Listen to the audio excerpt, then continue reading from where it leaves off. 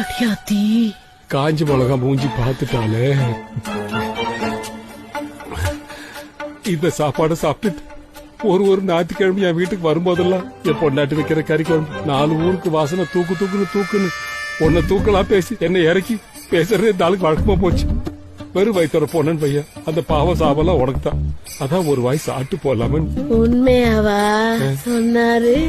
என்னதான் வகையா சமைச்சு போட்டாலும் பச்சை தவளைய முழுங்கின மாதிரி உம்முன்னு உருன்னு இருப்பான். என்னைக்காவது மூஞ்ச பார்த்து சொல்லக்கூடாது. சொல்ற மாதிரியா இருக்கும் மூஞ்சி. நான் சாப்பிட்டுமாக்கா?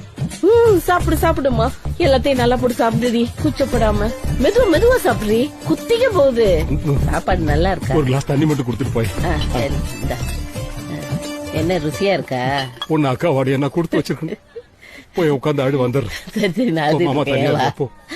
எங்க துண்ண விடுறாங்க பாரு. நல்லா